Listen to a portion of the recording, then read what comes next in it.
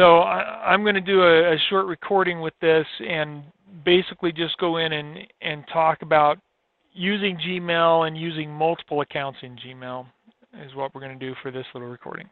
Okay.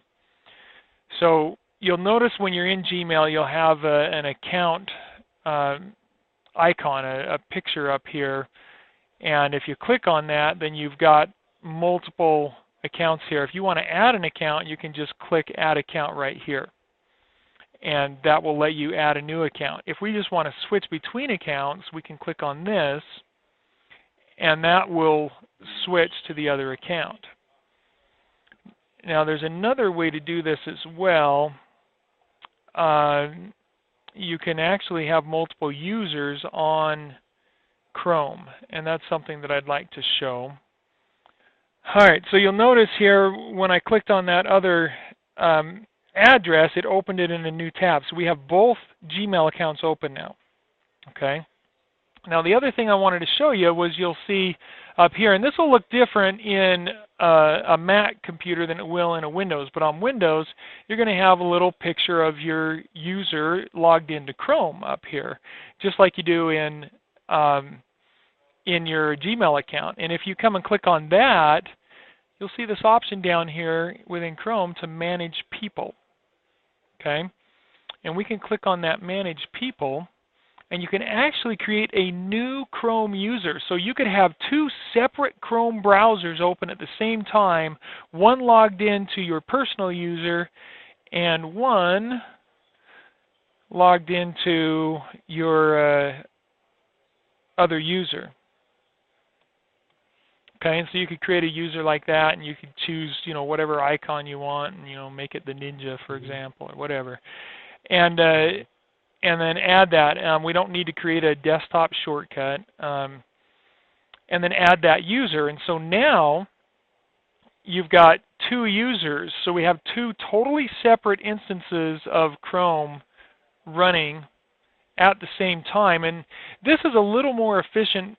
For me, I like to do different Chrome users to move back and forth instead of different Gmail accounts, because if I come into this Gmail and sign out, if I go in here and click Sign Out, it signs me out of everything. Okay? And sometimes having two Gmail accounts within one browser system can kind of cause confusion. One of the things that I've noticed is you can only use the apps for your primary user. So I can't go into my Google Drive for this account.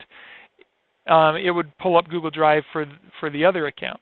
Okay, but if I use a different browser person, like I've opened here, then I could go to Gmail here and sign in with my other account, and so then I can use two different browsers instead of just different users within one browser. Okay, so that's an option that you might use to kind of help a little bit with maneuvering in a Windows, or I'm sorry, in a Mac, in a Mac-based environment. What you'll have, sometimes, depending on the version of Chrome, you might still have the little image of the person there, and you can manage people through there or go to the different people. Or you'll have up at the very top bar on your monitor, you'll have a Windows or a People option up there. But it all does basically the same thing, allowing us to manage different Chrome users. And that's something that no other browser offers.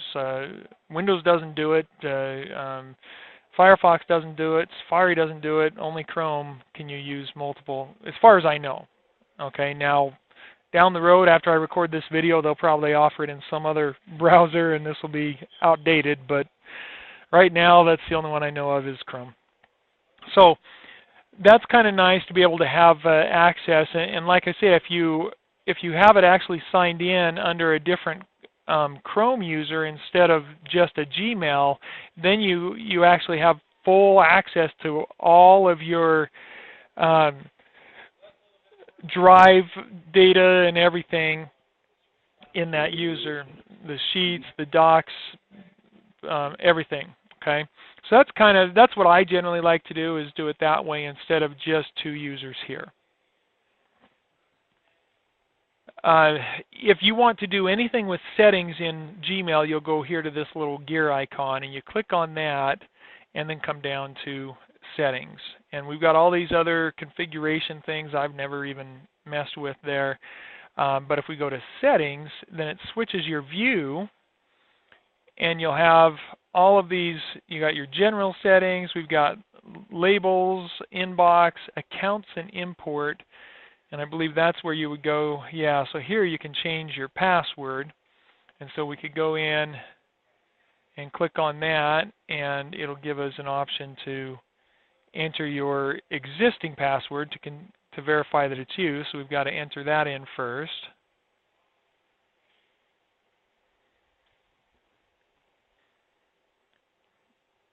And they have us confirm there to make sure we're actually typing it in correctly, and so we know the password.